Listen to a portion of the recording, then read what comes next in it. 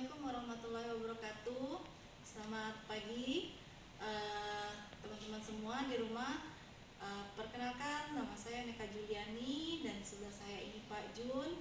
Hari ini kami akan membuat video mengenai pemasangan NGT dan pemberian nutrisi melalui selang NGT.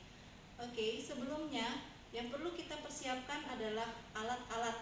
Jadi sebelum kita menuju ke pasien, alat-alat harus kita pastikan sudah siap. Alat-alat yang digunakan, silakan Pak Jun, bisa dijelaskan?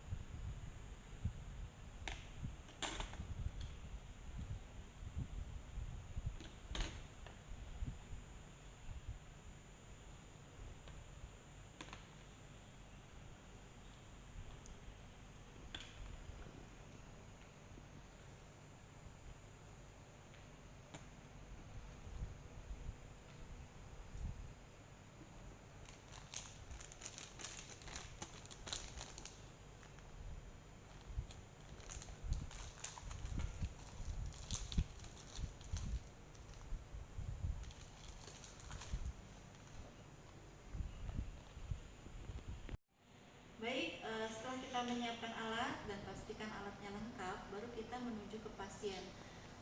Seperti biasa, untuk tindakan yang lainnya kita perkenalan ke pasien dan menjelaskan prosedur yang akan kita lakukan. Selamat pagi, benar dengan Bapak Dodi. Oke, Pak Dodi umurnya 38 tahun. Boleh saya lihat gelangnya ya Pak? Oke, Pak, perkenalkan nama saya Neka. Saya hari ini akan merawat Bapak dari jam 7 pagi ini sampai dengan jam 2 siang nanti. Hari ini Bapak diinstruksikan untuk pemasangan NGT. Pemasangan NGT adalah kita memasukkan selang melalui hidung Bapak sampai nanti menuju ke lambung. Gunanya selang ini adalah untuk membantu Bapak memberikan nutrisi ke Bapak agar Bapak nutrisinya tetap terpenuhi dengan baik, serta juga memberikan obat-obatan karena Bapak tidak bisa menelan secara langsung. Apakah Bapak setuju dengan tindakan yang akan saya lakukan? Oke, kalau Bapak setuju, kita akan segera mulai ya Pak. Oke, untuk tahap kerjanya kita mulai dengan cuci tangan.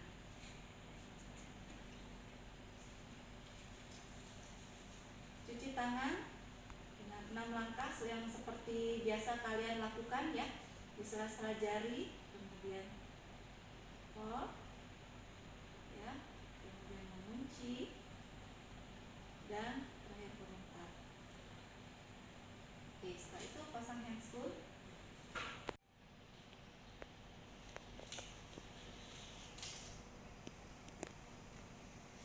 Oke, kita pasang handscoon. Kemudian kita pasangkan handuk melintang di dada klien.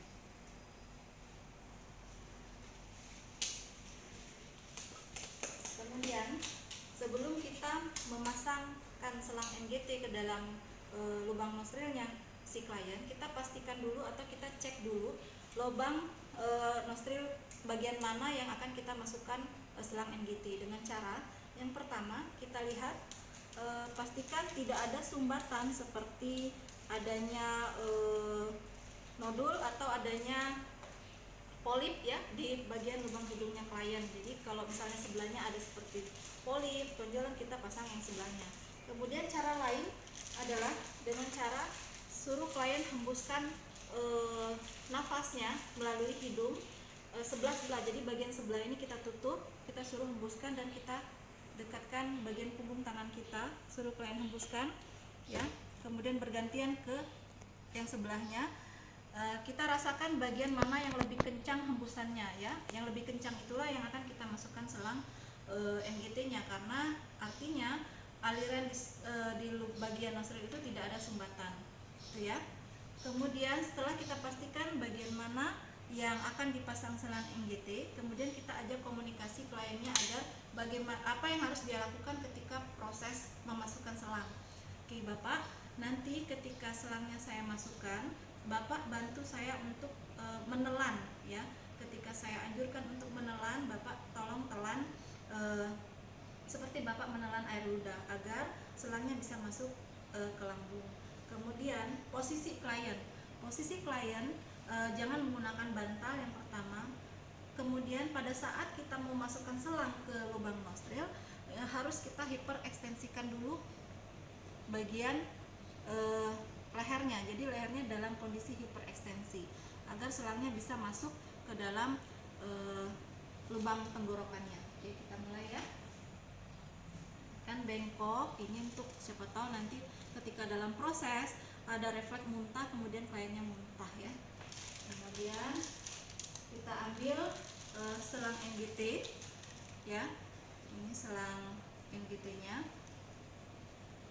Yang pertama kita harus ukur dulu ya, sepanjang mana selang NGT ini akan masuk nanti ke lambungnya klien dengan cara diukur dari atas cuping hidung kemudian ke telinga ya. Mungkin Ibu bisa ke sini ya, cuping hidung ke telinga klien, ke daun telinga, kemudian memanjang ke PX ya, prosesus hypodois klien. Kemudian ini setelah dapat kita ukur, kita tandai dengan plester boleh.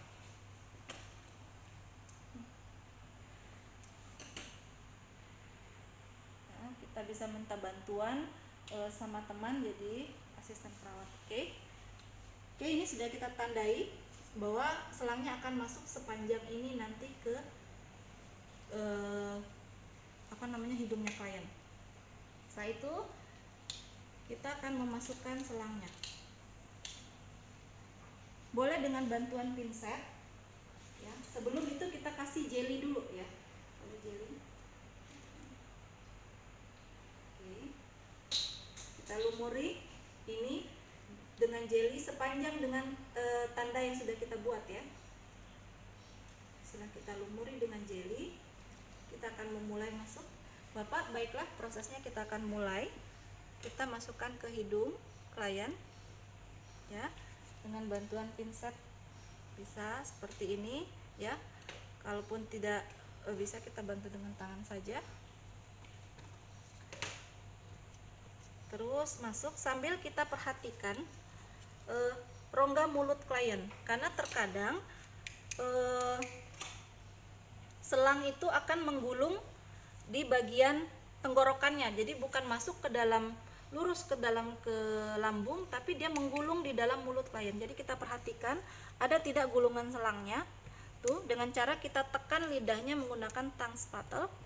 Kemudian perhatikan ya, kalau tidak ada artinya selangnya sudah lurus masuk ke dalam tuh. Kita lanjutkan sambil Pak bantu telan ya, bantu telan, tarik nafas dalam. Jadi kalau misalnya ada terasa tahanan, kalau dimasukkan selangnya itu kok susah ya, suruh klien untuk menarik nafas dalam dan menelan ya. Oke, terus kita masukkan sampai dengan tanda ini. Jadi tanda ini berada di sini nantinya ya. Oke, kita masukkan. Oke, setelah kita pastikan sudah batas tanda selangnya masuk ke dalam tubuh klien, sudah batas yang kita beri tanda tadi ya. Sekarang kita tes apakah selang tersebut sudah benar-benar masuk ke dalam lambung klien ataukah dia masuk ke saluran lain, karena pada esofagus ada dua cabang. Saluran pencernaan itu akan bercabang menjadi dua, satu ke sistem pernapasan, satunya ke sistem pencernaan. Takutnya nanti salah masuk ya. Yang pertama yaitu dengan menarik cairan lambung menggunakan squid. Jadi kita pasang squidnya ke sini ya.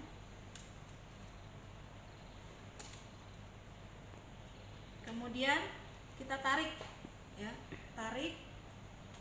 Kemudian kita lihat ada tidak cairan lambung yang keluar ya. Cairan lambung itu biasanya berwarna agak kekuningan atau hijau. Boleh ya, kalau ada orang yang keracunan itu bisa warnanya bisa kehijauan gitu ya. Kita tarik keluar, atau dia pun mengandung darah itu bisa berwarna merah, tergantung kondisi lambungnya klien gitu ya. Kita lihat ada nggak cairan. Kemudian yang kedua, dengan cara bisa dengan cara memasukkan ujung selang NGT ini ke dalam air ya, gelas berisi air kita masukkan. Normalnya itu udara yang keluar itu sedikit saja gelembungnya itu ya, karena kalau pada sistem pernapasan akan banyak sekali gelembung udara. Sebenarnya cara ngetes ini juga sudah tidak akurat lagi ya, karena kalau dia masuk ke sistem pernapasan pun akan keluar gelembung udara. Yang paling akurat itu dengan cara ketiga. Boleh Pak Jun dengarkan bagian lambungnya ya. Dengan cara kita mendengarkan menggunakan stetoskop ya, di bagian kuadran kiri atas bagian gaster ya. Jadi kita masukkan udara, kita ambil udara kira-kira 5-10 ya. Kemudian kita dorong dengan kuat udara itu masuk ke dalam lambung ya. Ketika kita dorong, ini namanya Wurst test. Jadi kalau kita dorong akan terdengar suara tarikan atau dorongan udara ke dalam lambung klien. Jadi itu kalau terdengar artinya selang itu sudah benar-benar masuk ke dalam lambung. Sudah terdengar Pak Jun? Oke. Oke, kalau sudah ya, jadi artinya selang NGT ini sudah siap untuk digunakan ya. Kita fiksasi ya selangnya. Oke, kita fiksasi. Yang pertama kita fiksasi, buat seperti kupu-kupu di bagian hidungnya klien.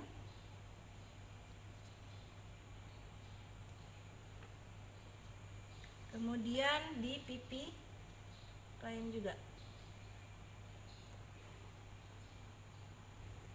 Oke. Seperti ini ya. Oke.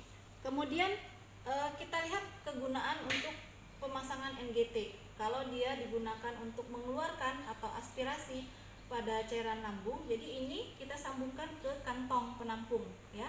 Nanti ada kantong penampung khusus untuk menampung cairan lambung ya. Kalau dia digunakan untuk memberikan nutrisi, kalau pada saat pemasangan itu belum saatnya dia di waktunya untuk memberikan nutrisi, ini kita klem saja. Jadi dengan cara ini kita speed seperti ini ya. Kemudian kita klem seperti ini. Nah, ya, ini udah selesai. Karena kalau tidak diklem, dibiarkan terbuka, NGT terbuka, namanya cairan lambung yang ada di dalam lambungnya klien akan keluar secara terus-menerus. Jadi ini harus kita tutup atau kita klem.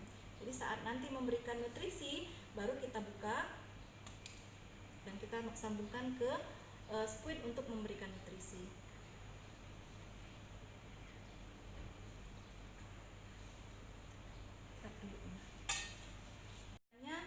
Kita sudah selesai. Kemudian kita akan rapikan alat-alat ya, siapkan alat-alatnya. Kemudian kita rapikan kembali pasien. Lepaskan handscoon. Baik, tahap kerja sudah selesai. Kita akan menuju ke tahap terminasi, yaitu kita mengkaji respon klien.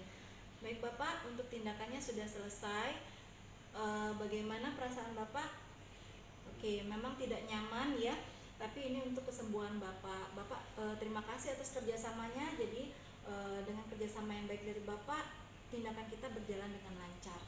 Oke, selamat beristirahat. Assalamualaikum warahmatullahi wabarakatuh. Oke, udah selesai kita ke terminasi. Kita cuci tangan kembali. Jangan lupa setelah melakukan tindakan ya, kita cuci tangan kembali. Kemudian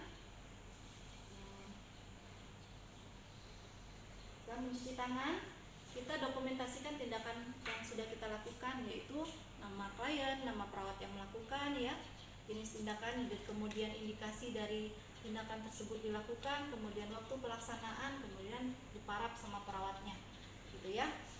Sudah selesai tindakan kita untuk pemasangan NGT.